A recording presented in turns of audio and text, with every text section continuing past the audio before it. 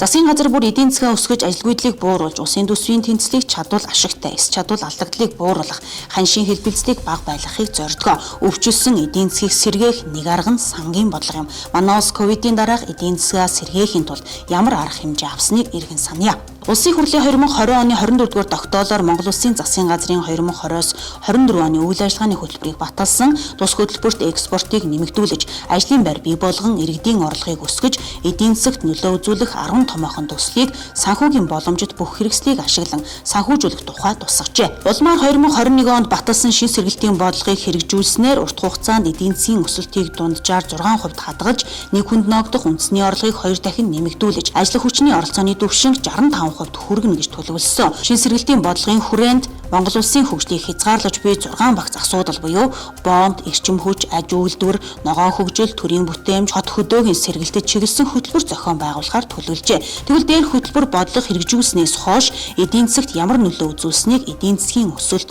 нэг хүнд ноогдох үндэсний орлого, ажлын хүчний оролцооны түвшин зэрэг үзүүлэлтээр харъя.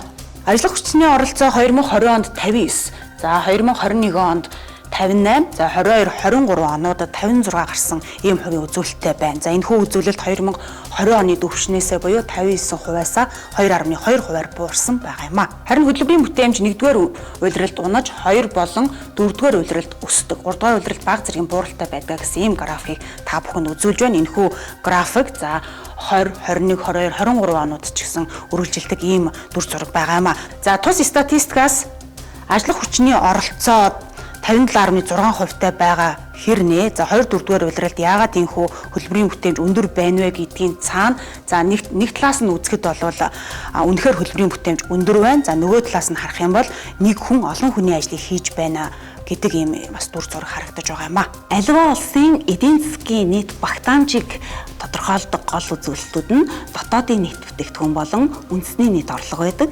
За үндэсний нийт орлого гэдэг нь хаана үйлдвэрлэснээс үл хамааран Монгол хүний үйлдвэрлэсэн бүтээгдэхүүн үйлчлэгийг хэлдэг. За манай улсын хувьд 2015 оны зэрэгцүүлэх хүнээр нэг хүнд ноогдох үндэсний нийт орлогыг 2020 онд $3,931 ам байсан.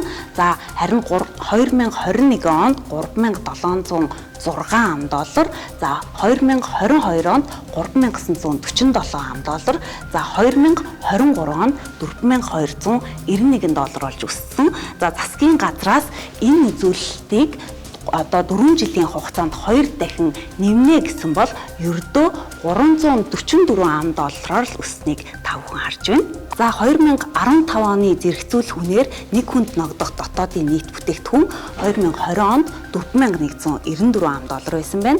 За 2021 онд $4,188 ам. За 2022 онд $4,323 ам. За 2023 онд $4,568 ам болж өссөн байна. За Монгол улсын үндэсний нийт орлого дэлхийн хаана явна вэ гэдэг асуудал бас хөндөгдөж байгаа. Тэгэхээр Монгол улсын нийт орлого 2018 оны тооцоололоор дунджаас доогуур гэсэн түвшинд байгаа. За энэ нь бол Аз номхон далайн орнуудтай харьцуулах юм бол 3 дахин бага юм а гэсэн үзүүлэлт гарч байна.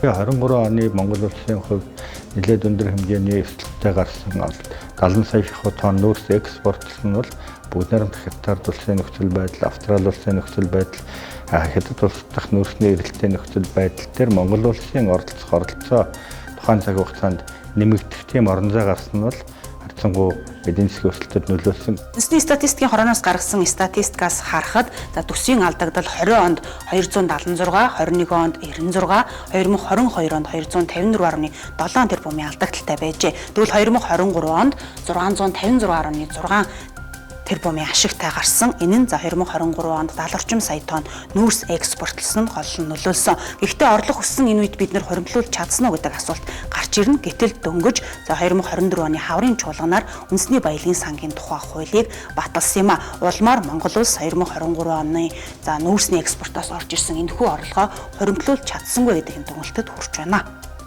Энэ бүгдээс үүсгэд 2020-2024 оны сонгуулийн жилд сангийн тэлэх бодлого явуулж, шинсэргэлтийн бодлогын хүрээнд Монгол улсын хөгжлийг хязгаарлаж буй 6 багц асуудлыг шийдвэрлэхээр эдийн засгийн томоохон төслүүдийг тусгасан. Дээрх хугацаанд эдийн засгийн өсөлтийг дунджаар 4.5% хадгалж, нэг хүнд ногдох үндэсний орлогыг 2 дахин бус $344 ам орлог өсгөж, ажил хүчний оролцооны түвшинг 65% хүргэж чадаагүй байна.